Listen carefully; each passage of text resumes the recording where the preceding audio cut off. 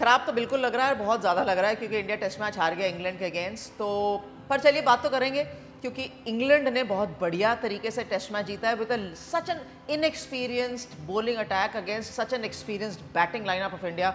So India England के test match की बात करेंगे।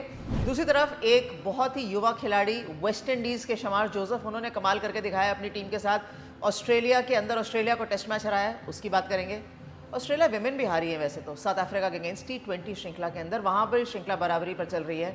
और एक और बहुत इंपॉर्टेंट डिस्कशन, क्योंकि WPL में अब हेदर नाइट ने भी पुल आउट कर लिया है, टूर्नामेंट नहीं खेलेंगी। तो क्या अब वुमेन्स क्रिकेट के अंदर भी कंट्री वर्सेस काउंटी या फ्रेंचाइज डिस्कशन शुरू होने वाला है? इस सब पे नजर रहेगी। सबसे पहले ऑफ कोर्स इंडिया इंग्लैंड की बात कर लेते हैं, क्योंकि इतना बढ़िया बैटिंग लाइन है। क्या इंडिया को बेटर लीड लेनी चाहिए थी जब फर्स्ट इनिंग्स में बैटिंग कर रहे थे, या हमें लगा था कि इतनी लीड काफ़ी होगी, उसके बाद जब इंग्लैंड बैटिंग करने आएगा तो आउट हो जाएगा, जल्दी आउट हो जाएगा? लेकिन हुआ नहीं। और जिस तरीके से इंग्लैंड ने बैटिंग करी, जो लीड दी, वहाँ पर भी हमें लगा कि कम से कम हमारा टॉल बैटिंग ऑर्डर जो है वो रन चेस कर सकता है, बिल्कुल, क्योंकि इतना बड़ा टारगेट था नहीं देखने के लिए। और फिर भी हमारे पास ऑलमोस्ट 2 दिन है रन चेस करने के लिए, 1.5 दिन है, कम से कम 5 सेशंस हैं, लेकिन ऐसा हुआ नहीं। रेहान अहमद अपना दूसरा टेस्ट मैच खेल रहे हैं, हार्टली पहला टेस्ट मैच खेल रहे हैं, मार्क वुड बहुत कम गेंदबाजी कर रहे थे, जैक लीच एक मात्र लेफ्ट आर्म स्पिनर जो कि चोट के साथ, उनकी नी में चोट है, फिर भी उसके साथ वो गेंदबाजी कर रहे थे। तो ये 4 बॉलर्स ने,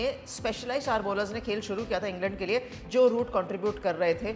लेकिन ऐसे बॉलिंग लाइनअप ने इतना धुरंधर बैटिंग लाइनअप है हमारा इंडियन टीम का, उसको भी पस्त कर दिया। तो निराश बहुत हूँ। सेकेंड डे में ख़त्म करा था तो हमने बात की थी कि सारे सेशंस इंडिया जीता था। थर्ड डे पे सारे सेशंस, ऑलमोस्ट सारे सेशंस इंग्लैंड ने डोमिनेट किए। चौथा दिन आते आते तो इंग्लैंड ने टेस्ट मैच ही डोमिनेट कर लिया। आउटस्टैंडिंग, मतलब कहाँ से इतनी कमिटमेंट और क्या बढ़िया गेम प्लान एंड एग्जीक्यूशन लेकर आए। पूरी तारीफ, हार्टली की तारीफ तो हम जरूर करेंगे क्योंकि ऑफकोर्स हाईएस्ट विकेट टेकर हैं, लेकिन Ollie Pope, what an outstanding knock. पहला 50, पहला 100, पहला 150, अब तो 196 था। अगर वैसे 200 हो जाने चाहिए थे यहाँ पे। As a batter, as a fellow cricketer बिल्कुल बुरा लगता है जब वो इतने छोटे से मार्जिन से रह जाते हैं, but then he set it up for England. It was an absolutely brilliant win. जो सीसो होता है ना टेस्ट मैच क्रिकेट का, वो सब देखने को मिला। And this actually is test match cricket, कि लास्ट डे तक आपको ये नहीं पता कि कौन जीतेगा कौन नहीं जीतेगा। And that's the beauty of test match cricket. इसलिए कहते हैं टेस्ट मैच में अगर हम सक्सीड करते हैं ना एज अ क्रिकेटर, सबसे ज़्यादा खुशी होती है, because you feel that you have done really really well. This is a great example. England, well done, congratulations on the win. इसी तरीके से जीत वेस्ट इंडीज़ और ऑस्ट्रेलिया के टेस्ट मैच में भी थी, क्योंकि पहला टेस्ट मैच वेस्ट इंडीज़ हार गया था। अगेन वहाँ बड़ा यंगर केमार रोच को छोड़ देते हैं, लेकिन बाकी सब जो है ना बहुत ज़्यादा एक्सपीरियंस्ड बॉलिंग लाइनअप है नहीं। ऑफकोर्स शमार जोसेफ अपना दूसरा टेस्ट मैच खेल रहे हैं, ग्रीव्स भी बहुत यंग गेंदबाज हैं, सिंक्लेयर भी अपना नया टेस्ट क्रिकेट के अंदर आए हैं। तो ये सारे खिलाड़ी वेस्ट इंडीज़ के थे। लेकिन जब पिंक बॉल टेस्ट मैच था आखिरी दिन पर, अगेन उन्होंने ऑस्ट्रेलिया को बता दिया, लेड बाय शमार जोसेफ। और शमार जोसेफ एक यंग खिलाड़ी है जो बहुत जल्दी ILT20 में भी नजर आएंगे दुबई कैपिटल्स के लिए। हालांकि उनके टो पे चोट लग गई थी, पैट कमिंस की गेंद थी जब वो बैटिंग कर रहे थे सेकेंड इनिंग्स में, तो उनके चोट लग गई थी, बॉल जाके डायरेक्टली लगा था। और फिर उनको ये नहीं पता था कि वो मैदान में वापस आएंगे खेलने या नहीं। लेकिन उनके टीम डॉक्टर ने कहा आइए ज़रूर, मैं ठीक कर दूंगा, कुछ कर दूंगा। And in fact he has praised his team doctor as well, कि उन्होंने ठीक करके खड़ा किया। पहले टेस्ट मैच में उन्होंने बॉल मारी थी उस्मान ख्वाजा को, और ऐसा लगा था कि शायद उस्मान ख्वाजा का जॉ फ्रैक्चर है, तो इतनी तेज़ गति से गेंदबाजी करते हैं। So very exciting talent. पर ऑस्ट्रेलिया के अंदर पिंक बॉल टेस्ट मैच, और वो भी ब्रिस्बेन में। हालांकि ऐसा हुआ नहीं। इनफैक्ट वेस्ट इंडीज़ 1997 के बाद ऑस्ट्रेलिया को टेस्ट मैच हराने में कामयाब हुआ है। 1997 के बाद देख लीजिए कितने साल लगे हैं। तो ये स्पेशल विन है।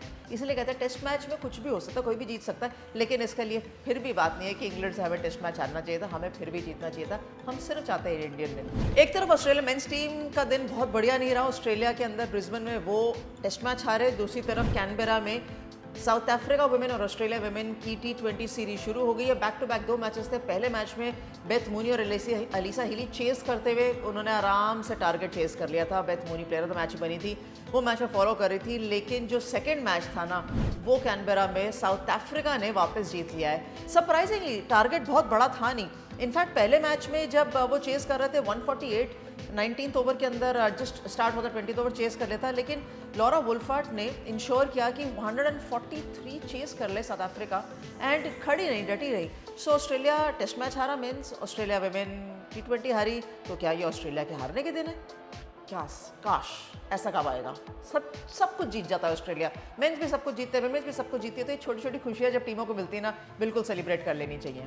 WPL की बात करते हैं कि पहले लॉरेन बेल ने कहा कि मैं प्रायोरिटी दूंगी इंग्लैंड को, क्योंकि इंग्लैंड वुमेन और न्यूजीलैंड वुमेन की श्रृंखला शुरू होगी 19 मार्च से। उनकी सीरीज़ है न्यूजीलैंड के अंदर और 17 मार्च को WPL का फाइनल है। अब उनको ऐसा लगा कि वो श्रृंखला मिस कर जाएंगी, तो पहले लॉरेन बेल ने कहा मैं प्रायोरिटी दूंगी, तो चामरी अतापट्टू उनकी जगह पे यूपी वॉरियर्स में आ गई।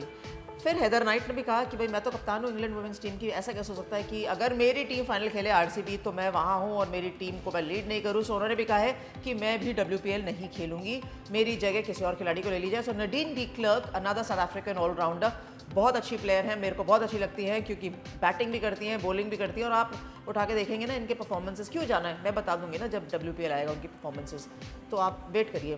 तो ये बहुत अच्छा वैल्यू ऐड है RCB टीम के लिए, नडीन डी क्लर्क। सो वो जुड़ गई हैं। तो इसका मतलब ये है कि आने वाले दिनों में हम ये सेम जो मेंस क्रिकेट में इतना बड़ा डिस्कशन रहा है कि कंट्री या काउंटी, कंट्री या फ्रेंचाइज क्रिकेट, किसको तवज्जो देना चाहिए, तो क्या ये जस्ट स्टार्ट है इन वुमेन्स गेम ऑल्सो।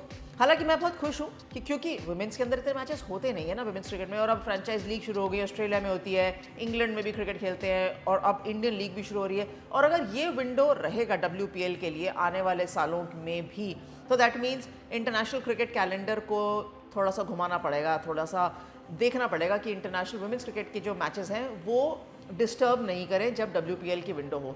हम कर सकते हैं, IPL के लिए हमने विंडो बनाई है, हम WPL के लिए भी विंडो बना सकते हैं। हम चाहते हैं ताकि क्रिकेट हमारे देश में हो।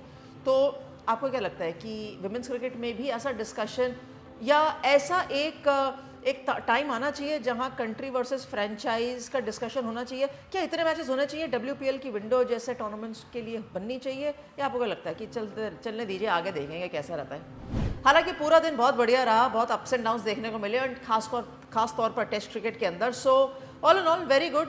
दी ओनली थिंग जिसके लिए हमें थोड़ी सी नाखुश हैं कि इंडिया हार गया इंग्लैंड से टेस्ट मैच में।